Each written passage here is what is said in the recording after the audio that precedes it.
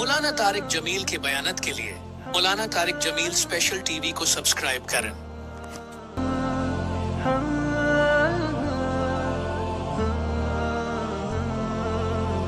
مولانا طارق جمیل special T V.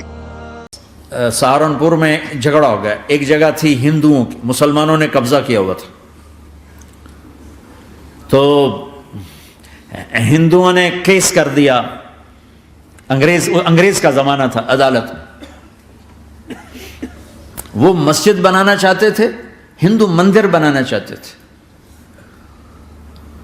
تو دونوں طرف بات تپی ہوئی تو آخر وہ جج نے کہا بھائی کوئی ایسا آدمی ہے، ہندوؤں سے کہا، جو گواہی دے دے تو اس کی گواہی تم قبول کر لو گے، اور مسلمانوں سے بھی پوچھا تو ہندوؤں نے کہا جی ہاں، مفتی مظفر حسین صاحب اگر گواہی دے دیں کہ زمین مسلمانوں کی ہے تو ہم دے دیں گے۔ تو مسلمان بڑے خوش ہو گئے، مفتی مظفر تو آخر مسلمان ہے تو ہمارے حق میں گواہی دے گا، تھا ان کا قبضہ ناجائز۔ تو جب وہ عدالت میں تشریف لائے، مسلمان بڑے اطمینان کا، ہن جناب ساڈے حق وچ فیصلہ ہونا ہے، چونکہ آج کل صرف سچ کو کون دیکھتا ہے۔ تو انگریز جج نے پوچھا ہاں جی مفتی صاحب آپ کیا کہتے ہیں؟ فرمانے لگے دیکھو جج صاحب، یہ زمین ہندوؤں کی ہے اور مسلمانوں نے قبضہ کیا ہوا ہے۔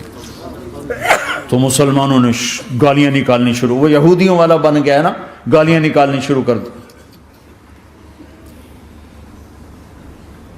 تو انگریز جج نے کہا آج مسلمان ہار گئے اور اسلام جیت گیا، آج مسلمان ہار گئے اور اسلام جیت گیا۔ اپنی ہار مان کے اسلام کو جیتا تھا، سچ بول کے اسلام کو جیتا تھا۔ جھوٹ کے ساتھی نہ بنو، سچ کے ساتھی بنو۔ جھوٹ کے کاغذ بنا کر کوئی بینیفٹ حاصل نہ کرو۔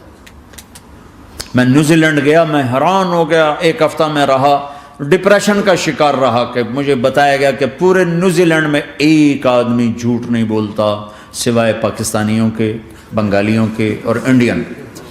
جو بنگالی، جو پاکستانی، جو انڈین پہنچے یہ جھوٹ بولتے ہیں، ہیرا پھیری کرتے ہیں، ان میں ایک آدمی جھوٹ نہیں بولتا۔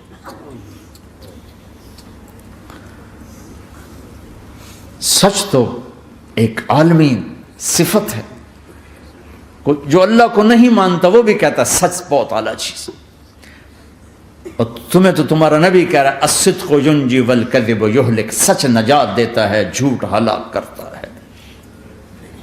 آپ تشریف لے جا رہے تھے، آپ کو آواز آئی یا رسول اللہ، تو آپ نے ادھر ادھر دیکھا، کوئی نظر نہیں آیا، پھر آواز آئی یا رسول اللہ، پھر آپ نے دیکھا تو ایک ہرنی آپ کو پکار رہی تھی، ہرنی، وہ بندھی ہوئی رسی کے ساتھ۔ تو آپ اس کے قریب گئے، کیا ہوا؟ کہیں آپ کا ساتھی مجھے پکڑ کے لایا ہے، میرے چھوٹے چھوٹے بچے ہیں، بھوک سے وہ تڑپ رہے ہوں گے، آپ مجھے چھوڑ دیں، میں ان کو دودھ پلا کے واپس آ جاتا ہوں۔ اب وہ پرائی چیز ہے، تو آپ نے کہا اگر تو واپس نہ آئی تو پھر، کہ اگر میں واپس نہ آئی تو اللہ مجھے آگ میں ڈال دے، جہنم۔ تو آپ نے اس کی رسی کھول دی اور خود وہیں بیٹھ گئے۔ وہ دوڑتے دوڑتے پہاڑوں میں غائب ہو گئے اور آپ وہیں بیٹھے رہے۔ کچھ دیر کے بعد آپ نے دیکھا وہ پہاڑ سے اتر کر آ رہی تھی، کہ یا رسول اللہ میں حاضر ہو گئی۔ تو آپ نے اس کو رسی سے باندھ کے وہیں کھڑا کر دیا اور خود وہیں بیٹھ گئے۔ تھوڑی دیر ہوئی تو وہ آ گئے شکاری جو نے شکار کیا تھا، تو آپ نے کہا، ان کا نام کوئی نہیں موجود، تو آپ نے کہا میرے بھائی میری ایک درخواست ہے، آپ پوری کریں گے؟ کہ یا رسول اللہ کیوں نہیں، کہ یہ ہرنی مجھے ہدیہ کر دو۔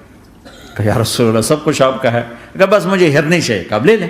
تو آپ نے اس کی رسی کھولی، کہ جا بیٹی اپنے بچوں کے پاس موج کر، سچ نجات دیتا ہے، جھوٹ ہلاک کرتا ہے۔